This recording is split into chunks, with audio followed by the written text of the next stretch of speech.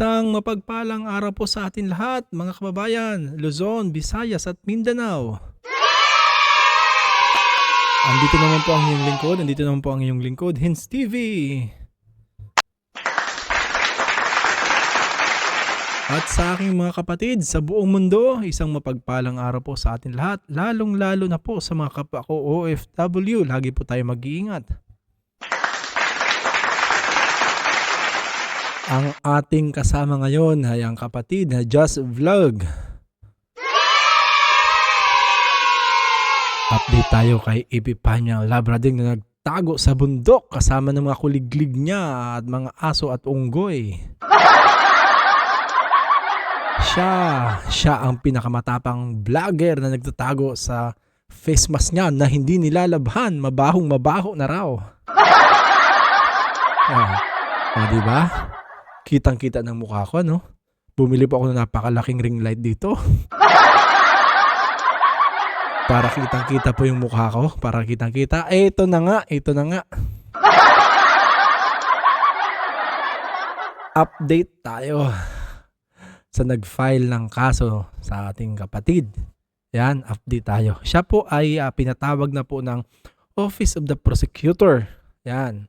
Ito po ang patawag na kung saan ay paghaharapin ang magkabilang partido. Kumbaga yung nagreklamo at ang nirereklamo ay magtatagpo sila dun sa Office of the Prosecutor. At ang nakakatuwa nito, natuwa pa Kasi ay confirm na talagang itong asong Labrading na to ay matapang lang pala sa social media. Akala niya hindi siya papatulan. Di ba? Mamamatay tao pala. Patunayan mo. Mamamatay tao pala. Sige, magnanakaw pala. Patunayan mo. Ano ka ngayon? Tago ka ngayon. Mas mabuti pa siguro papasukin natin to si Just Vlog. At sa mga hindi pa po nakaka-subscribe dyan sa aking kapatid na si Just Vlog, pasyalan na yun po ito. Ilalagay ko po sa description ang kanyang link ng kanyang channel para masuportahan din po natin. At syempre po sa inyong lingkod, Hints TV po, baka naman, palambing naman, papindot naman po ng ating subscribe button at i-share mo na rin para mas marami pa po ang ating marating at mag-iwan po ng comment dyan sa baba.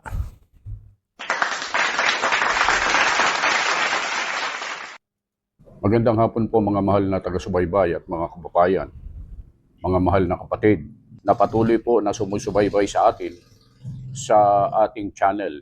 Gusto lang po namin kayong bigyan ng update tungkol po dito kay Epipanyo Labrador kung saan ay gumugulong na po, umuusad na po ang mga kaso po na isinampa laban sa kanya.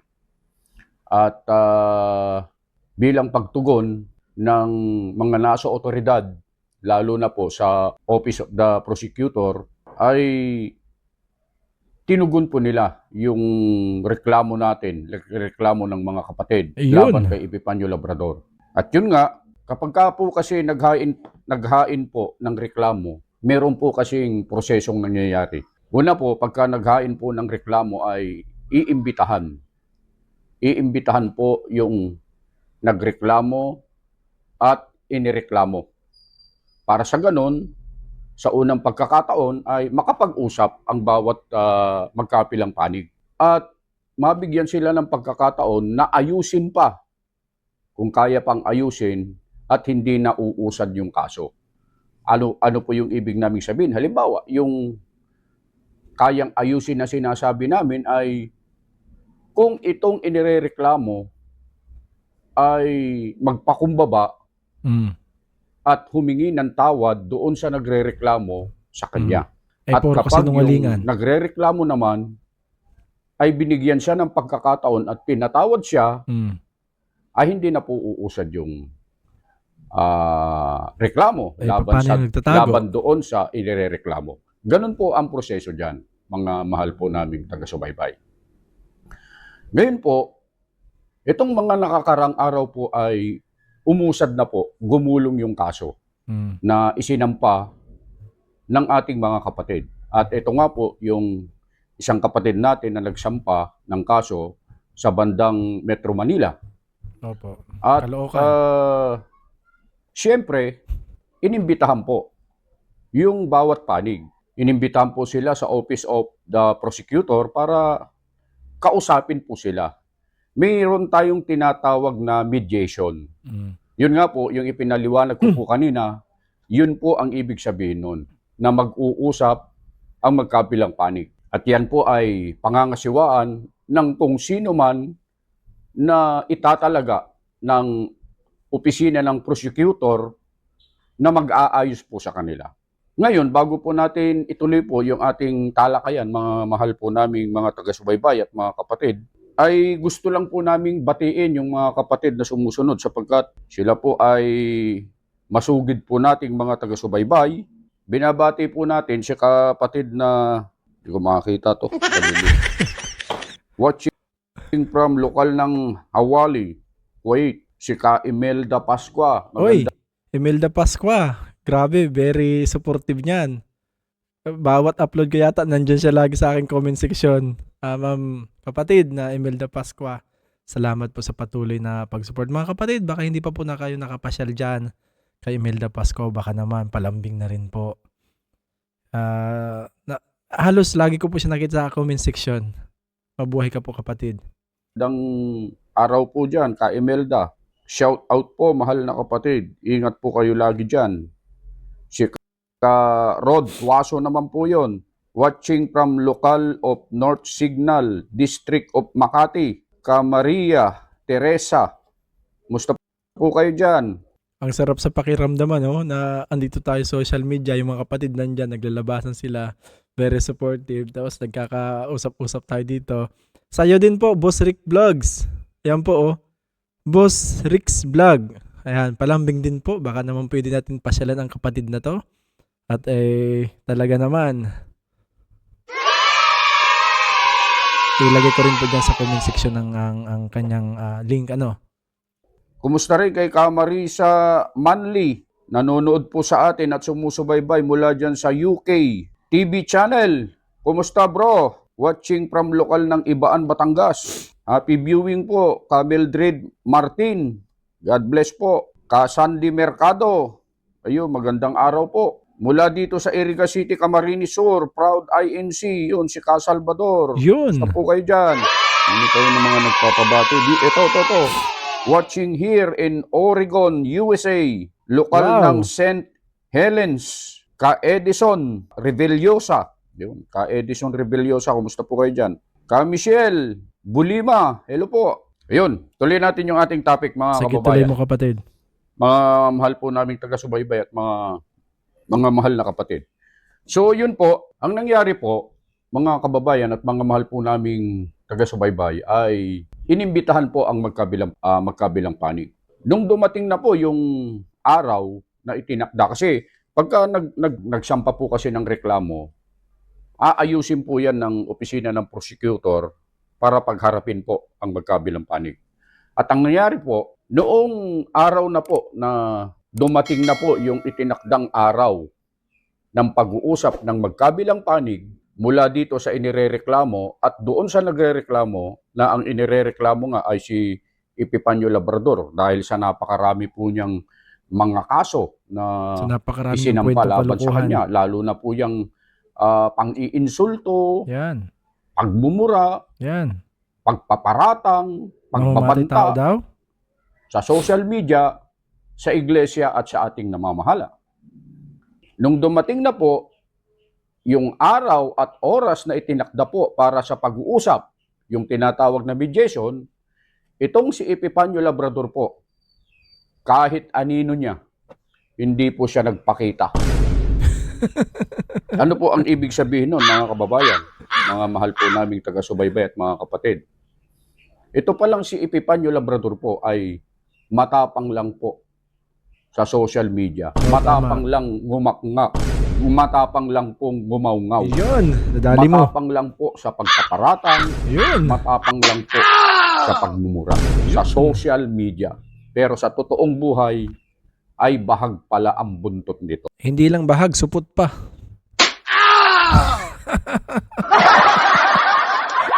Isa kang supot. Ay, hindi ako nagsabi niyan mga kapatid. Hindi ako nagsabi niyan. Si Rondin News TV nagsabi niyan. Hindi ako. Napakaduwag pala po ng taong ito. Yes. Kasi hindi po siya nagpakita. Sa bagay, yan ay unang pagkakataon pa lang. Hanggang tatlo yata yan. Yan po ay first step pa lang.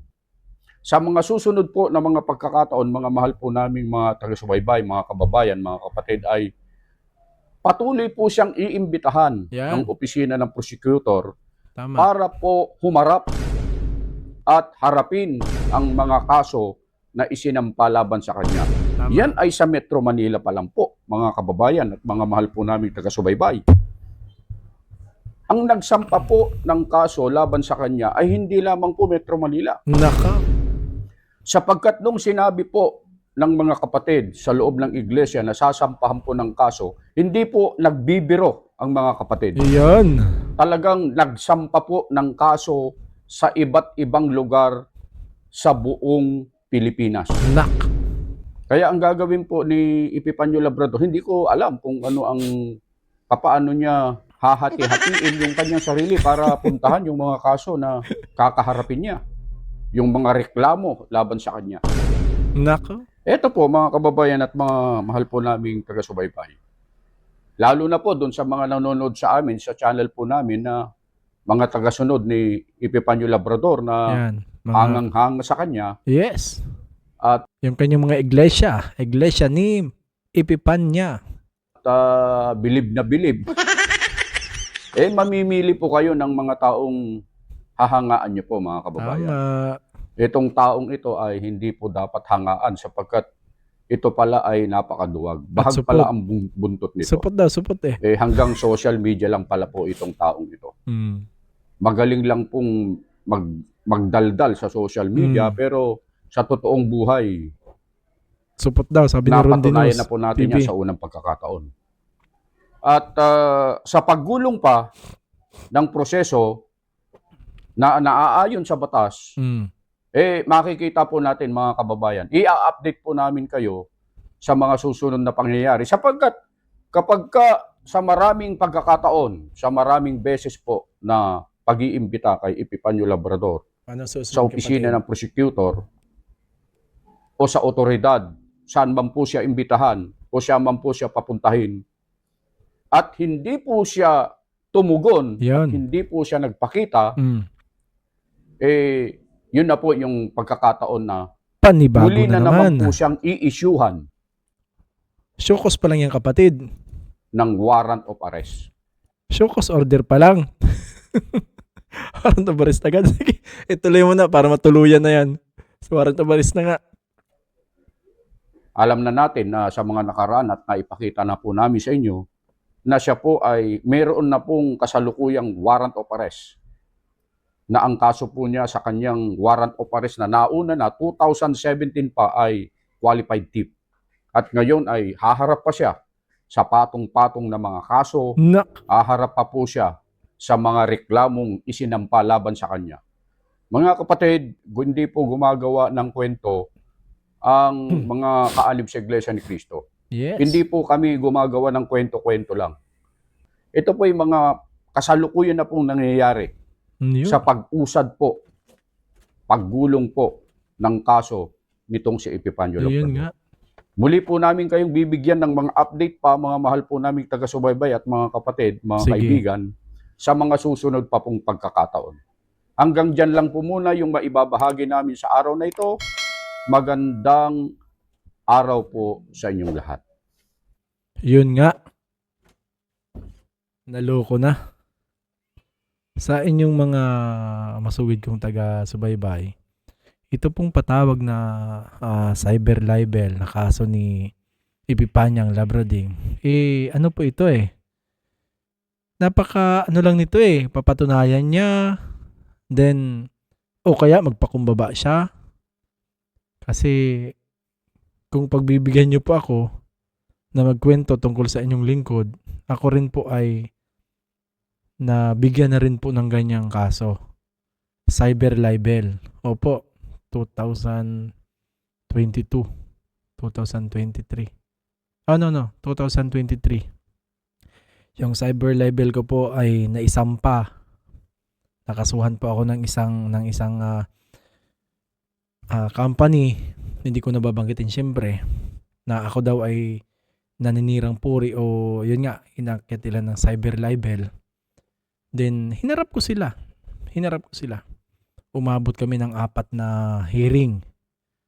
Hanggang sa pagkatapos ng hearing, ang ginawa lang po dyan ay gawa ng counter affidavit, then sasagutin ulit ng kabilang panig, tapos sasagutin ko ulit, hanggang sa i-issue na yan for resolution.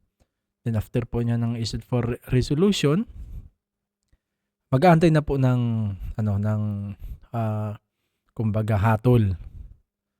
At nakakatuwa naman yan, after 1 year, umabot ng 1 year, umabot ng 1 year, hindi naman pala, kulang-kulang 1 year. So lumabas po ang result na naisampa sa aking kaso na cyber libel, dismiss. Kasi yung nagsampa sa akin na kumpanya ay puro lang din naman gawa-gawang kwento. So na-dismiss po ang kinaso nila sa akin. Hinarap ko sila.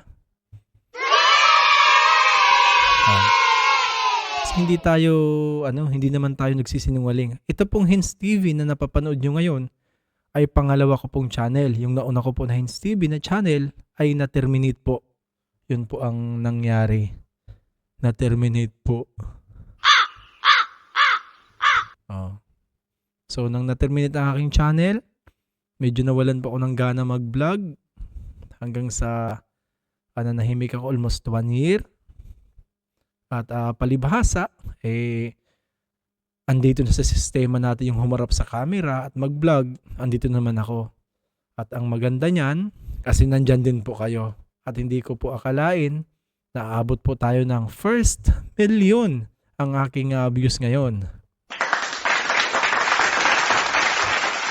Yan. Akala ko hanggang ganun na lang. Pero umabot na sa ganun. Umabot na sa 1 million views. Kaya salamat po sa lahat ng mga nandyan na laging sumusuporta. So hindi ko na po elaborate ng tudo pa yung pangyayari sa akin, sa kaso sa akin, cyber libel. Opo, totoo po yung sinasabi ko. Pero hinarap ko po yan, 4 na hearing hanggang sa naglabas po ng resolution ng prosecutor na dismiss. So kung gusto nyo po malaman ang kinikwento ko na tungkol dyan, mas maganda, gagawin ko po ng reaction video. Yung video na yun, kung saan lumapit po ako sa isang programa. Lumapit ako sa isang programa at doon kasi may attorney doon. Kompleto doon. May gag-guide sa'yo. Yan, ito po ang sunod natin na video na gagawin. Ang gagawin ko po ng reaction video yung sarili ko. Sa paglapit ko po doon sa programa na yon. So nagkaroon ako ng kasong ganun cyber libel sa paglaban ko po sa company na yon. Na ako daw ay naninira sa kumpanya nila. Yan, mas maunawaan nyo po kung anong kinikwento ko pag na-re-upload ko na po yung video. Ito pong sunod na video na i-re-upload ko kung bakit po ako nakasuhan ng cyber libel. So, yun na po muna. Stay tuned po. Yun po ang aking ang iyo pong kasunod na matutunghayan na video. Kung bakit ako nagkaroon ng kasong cyber libel dahil sa paglaban ko po doon sa masasamang tao na ginagamit ang kumpanya para makapagnakaw, makapanlamang sa kapwa. After 1 year na nahimik ako, then naglakas loob uli ako na humarap sa camera at maganda nangyari kasi nagkakilala po tayo. At ito nga, mabot na po tayo sa more than 10,000 subscriber at nakuha na po natin ang 1 million views. So maraming salamat po at nandyan po kayo lagi. Yan.